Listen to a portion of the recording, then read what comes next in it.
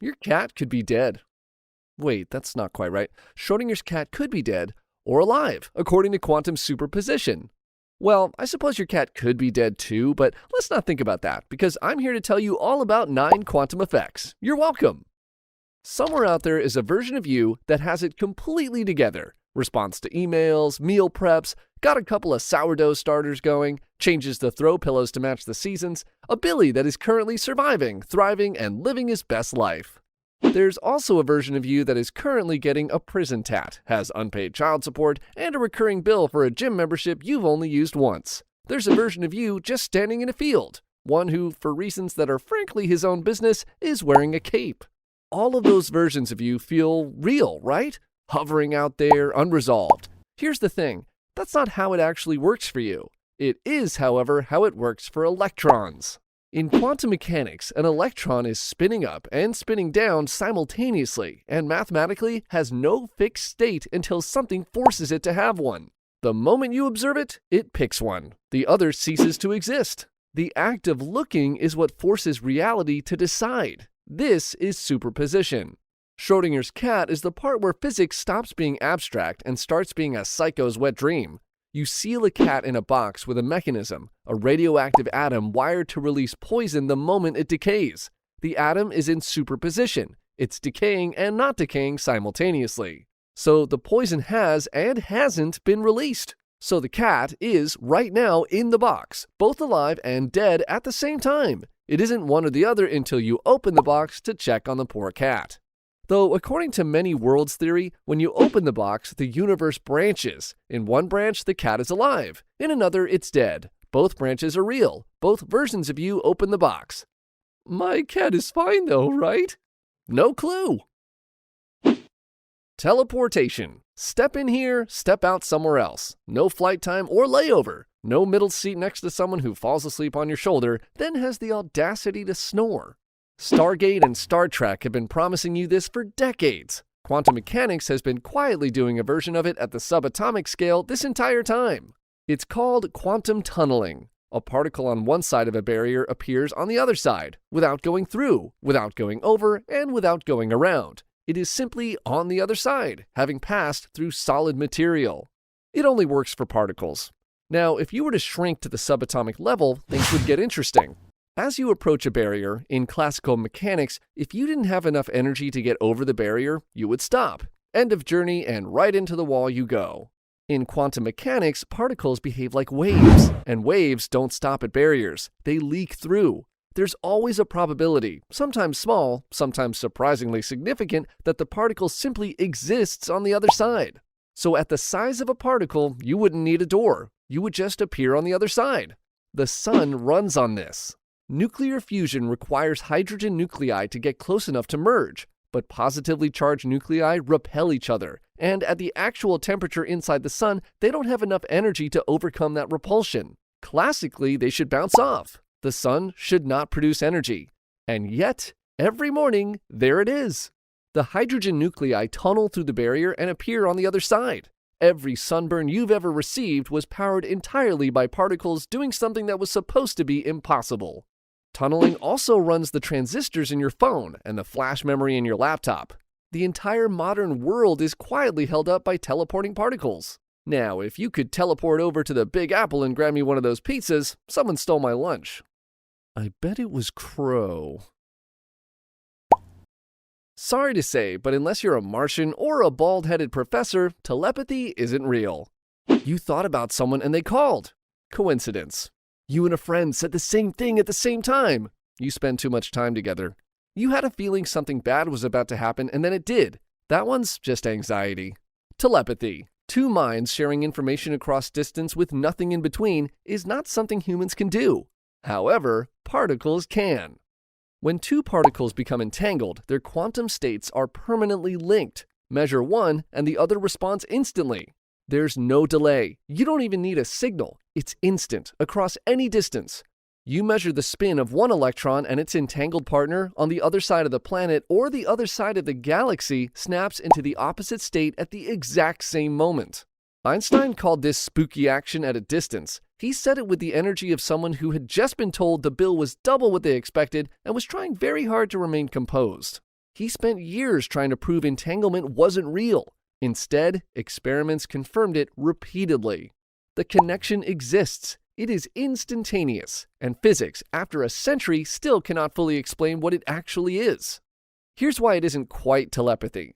With telepathy, you send a thought. With entanglement, you can't send anything. When you measure your particle, the result is random. You get upspin or downspin, and you have no control over which. You can't encode a message in a result you can't choose. All you know is that whatever you got, your partner got the opposite. It's like finding one glove in your pocket and knowing with complete certainty that wherever the other glove is, it's for the other hand. Except neither glove knew which hand it was for until you looked at yours. If particles can exist in superposition, doing multiple things at once, why can't you? You're made of particles, trillions upon trillions of them. By every right, you should be able to walk through walls, exist in two places simultaneously, and attend 2 meetings at once. And yet, here you are, solid, singular, fully committed to one location at a time like some kind of classical object. Superposition is not a robust condition. A particle can only hold multiple states simultaneously when it's completely isolated from everything around it. The moment it interacts with anything at all, another particle, a stray photon, a vibration in the air, the warmth of the room, the superposition collapses instantly. The particle picks one state and stays there. This is decoherence, and at the scale of anything you can see with the naked eye, it happens so fast it might as well be instantaneous. You are 7 octillion atoms, all crashing into each other, into the air around you, and into every surface you touch, constantly at room temperature. Every single collision collapses every quantum state before it can do anything interesting. By the time you've scaled up from one particle to something you can actually see, all the quantum behavior has been averaged away and replaced with the ordinary predictable physics you've lived in your entire life. The quantum world only works in perfect silence. Humans are not silent. You've never been silent. The universe tried to give you superposition, and you immediately touched something. This is also why quantum computers are kept colder than outer space. One stray vibration, one instance of electromagnetic interference, one particle from the environment making contact with a qubit. Decoherence. Calculation failed. Start over. Scientists currently maintain quantum coherence for fractions of a second and call it a significant achievement. Because it is. You have no idea how loud the universe is when you're trying to get it to be quiet for a moment. Absolute zero, minus 273.15 degrees Celsius, the lowest temperature that can physically exist, the point where atoms have almost no energy left to move. But even at absolute zero, quantum mechanics refuses to let particles stop completely. They retain what's called zero-point energy, a minimum irreducible jitter that the universe will not take back under any circumstances. You cannot freeze something into perfect stillness. But get close enough, hundreds of billionths of a degree above absolute zero, and something happens. The atoms stop being individuals. Their quantum wave functions begin to overlap. They bleed into each other. Thousands or millions of atoms losing their separate identities entirely and merging into one single quantum object. All of them occupying the same quantum state at the same time, moving and behaving as one.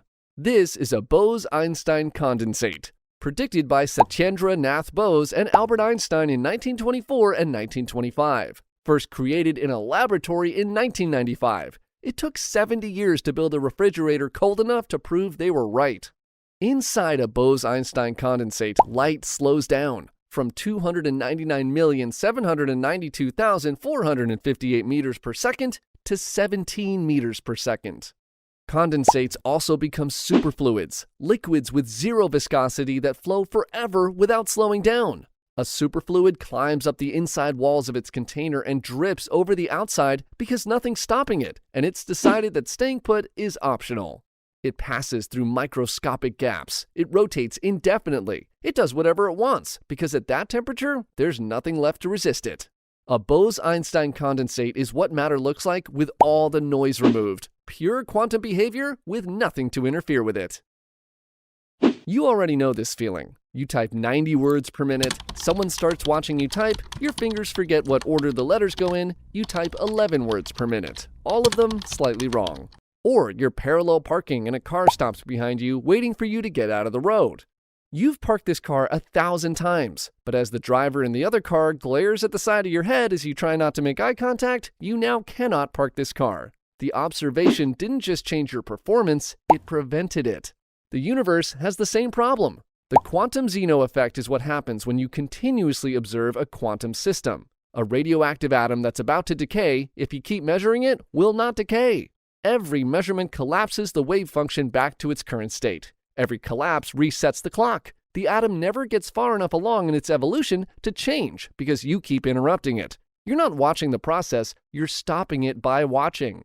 This is named after Zeno of Elea, an ancient Greek philosopher who argued that a moving arrow is technically stationary at every individual instant of time, and if it's stationary at every instant, how does it ever actually move? The quantum version is worse because the observation doesn't just describe the non-movement, it causes it.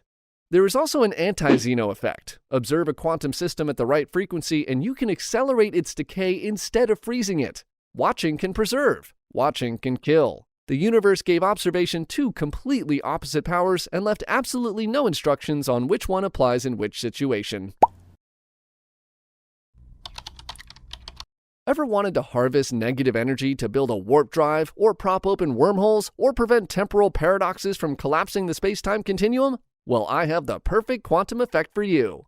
You see, that gap is empty. No air, particles, light, or fields. It's a perfect vacuum.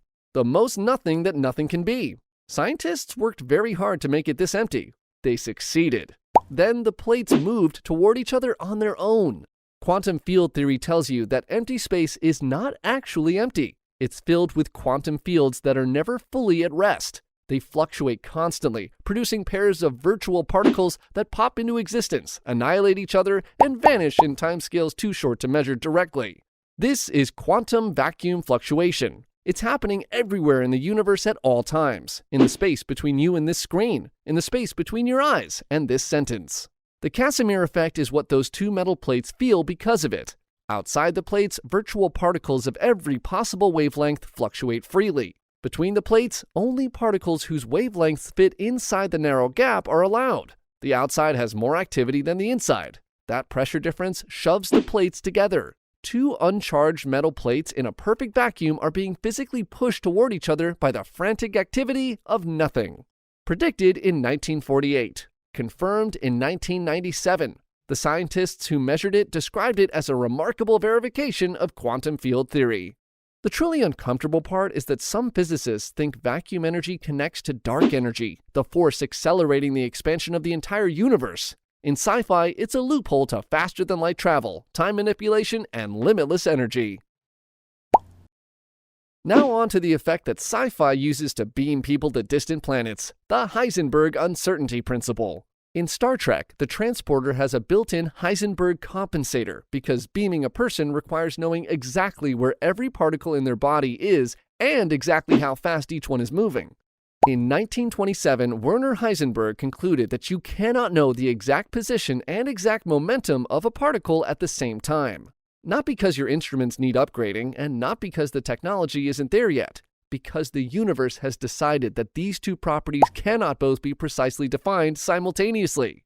The more exactly you know where something is, the less defined its momentum becomes. Not unknown, actually undefined. The more exactly you know its momentum, the less the position exists to be pinned down. The math does not have a solution that gives you both at once. Particles behave like waves. A wave squished into one precise location is actually made up of countless different wavelengths blended together. Wavelength sets the speed of a particle. So if you know exactly where a particle is, its speed becomes completely unknown. Flip it around. If you know exactly how fast it's moving, the wave spreads out so widely that the particle could be virtually anywhere. The math simply will not let you have both at the same time. In 1801, Thomas Young shone light through two narrow slits and watched it make an interference pattern on the wall behind them. Overlapping ripples, the signature of a wave. Light is a wave. Case closed. In 1905, Albert Einstein showed that light knocks electrons off metal surfaces in a way that only makes sense if light arrives in discrete individual chunks, particles. The physics community took 16 years to believe him. He won the Nobel Prize in 1921. Light is a particle. Also, case closed. Light is both, simultaneously, depending entirely on how you look at it. Case open, case never closing. It's not just light. Electrons do this. Protons do this. Entire atoms have been fired through double-slit experiments and produced interference patterns on the detector behind them. A single atom went through both slits simultaneously as a wave, interfered with itself, and arrived at the detector as a particle. And this has been replicated many times. They kept hoping the result would change. It did not change. Here's the spooky part. If you place a detector at the slits to find out which one the atom actually went through, the interference pattern disappears completely. The atom stops being a wave, goes through one slit, lands in one spot, no interference. The act of measuring which path it took forced it to have taken only one path. The atom changed what it was because it was being watched. You've been collapsing quantum states this entire video. This happens in your phones, your computers, your TVs. Every photon from your screen that hits your eye forces a wave function to pick a location and become a pixel. Wave-particle duality is not a quirk at the edges of quantum mechanics, it's the foundation. Tunneling happens because waves leak through barriers. Superposition happens because waves overlap and combine. Entanglement happens because wave functions link across distance. Uncertainty happens because wave descriptions of position and momentum are mathematically incompatible. Every effect you have seen today traces back to this one thing. Now, I must be on my way. If you're wondering where I'm off to next, it should be appearing on your screen now.